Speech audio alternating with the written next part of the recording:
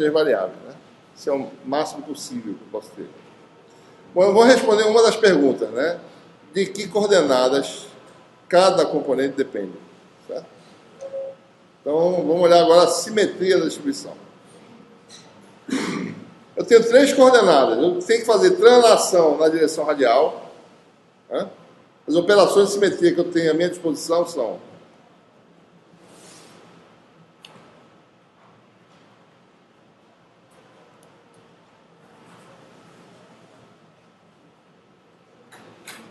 uma é translação, né, na direção radial, certo? A outra é translação na direção axial.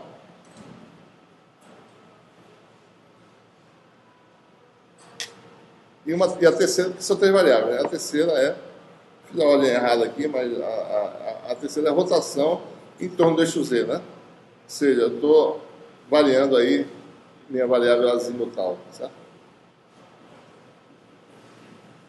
E com isso eu vou determinar cada componente dessa, se ela muda ou não, né?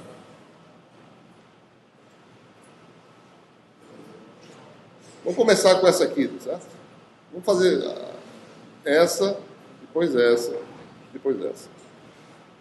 Vamos pegar, ele está num ponto do espaço qualquer, certo? E observando o efeito elétrico da distribuição. Eu pego esse fio e faço a translação sem mudar φ, sem mudar R, eu faço a translação na direção axial. Tá?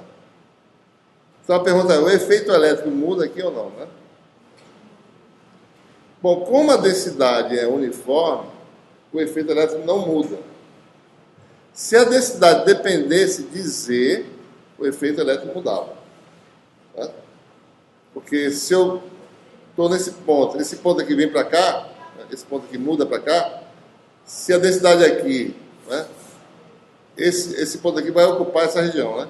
Então, essa densidade aqui sendo diferente dessa, eu vou ver uma nova distribuição. Mas, como nossa distribuição não tem variação da densidade de carga, então o efeito elétrico não muda de forma alguma. Tá? Então, eu já sei que as componentes presentes não dependem de Z, certo?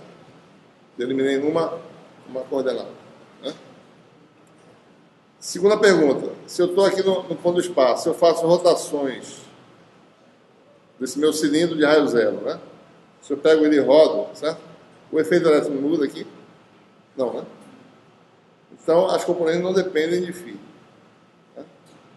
O vetor F depende de φ naturalmente, mas ele está falando das componentes. Componente radial, azimutal e axial independem de φ. Tá? E, finalmente, se eu estou nesse ponto e afasto a minha distribuição da direção normal, ortogonal à direção do eixo, o efeito enfraquece, né? Se eu aproximar do ponto, ele fica mais forte, certo? Conceitualmente, a gente sabe disso. Então, cada componente depende, de fato, da variável R. Então, com essa operação de simetria, a gente já descobriu que o vetor D tem a forma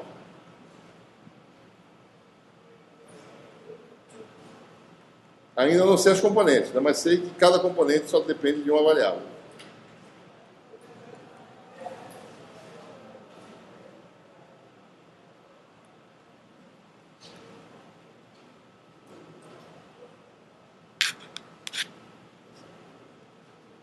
Esqueci de botar aqui, peraí.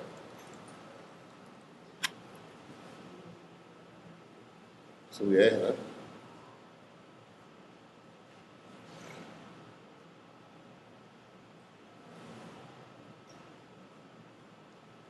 Certo? Bom, agora a questão é quais são as componentes presentes. Tá? Vou pegar aqui de novo, fazer aqui, de novo aqui. É nesse momento que a gente vai usar, pelo menos de forma conceitual, o fato que elementos de carga multiformes produzem campos que variam com o universo quadrado da distância e são campos radiais. Então, o que a gente faz aqui é quebrar, certo? Vou passar aqui uma linha, tá? ao longo do plano, passando pelo ponto de observação. Essa linha ortogonal que eu fiz aí, certo? Que desapareceu, né? Aquelas coisas aí. Eu não quero fazer linha horizontal, não. Não sei porquê, pessoal. Deixa eu fazer ela mal mesmo, ó, sumiu o negócio aqui.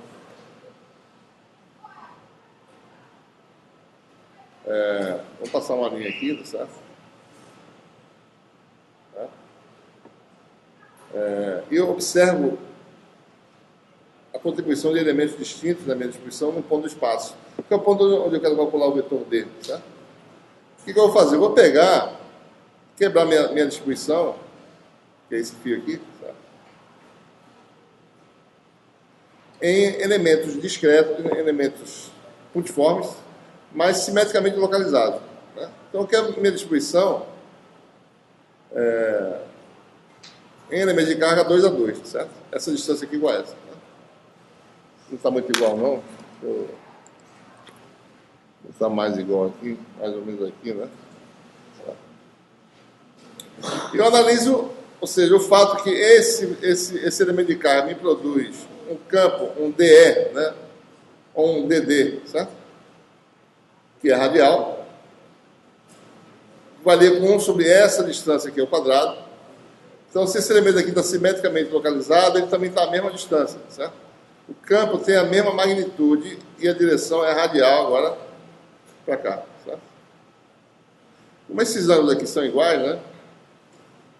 Então você vai ter anulação das componentes nessa direção, não tem nada, certo? E reforço nessa direção. Então, com essa análise, só usando o fato do campo de uma carga discreta, ou elemento de carga, variar com 1 sobre o quadrado da distância, né? E ser radial, a gente quebra a distribuição em pares de carga simetricamente localizados e vai somar o campo de todo mundo. Como somar de 2 a 2, o resultado é um campo D ou E, certo? Como a gente está falando de D, nada legal, né? Radial. Então, com isso, a gente descobre que D só tem uma componente, que é a componente radial.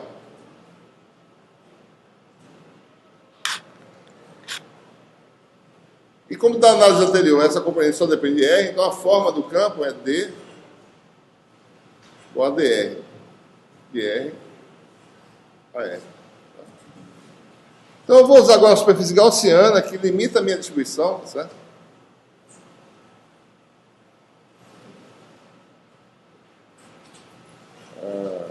E que essa superfície é fechada, né? Certo? Então, em partes dessa superfície, eu posso ter a posição de D nula, né? Em outras partes, a posição de D é constante. Ora, se D é um vetor que é constante, né, na direção radial, na superfície cilíndrica de raio R, certo? Nada mais natural que uma parte da minha superfície gaussiana ser uma superfície cilíndrica, certo? Dá o fio, né?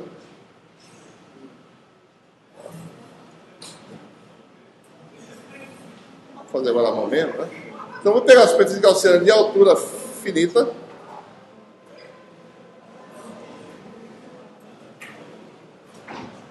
né? Raio R.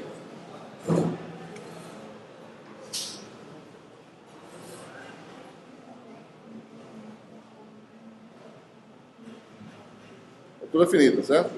Observe que essa superfície cilíndrica, mais essas tampas aqui, limitam a minha distribuição de carga, né? Isso aqui tem uma altura aí, né? H, né?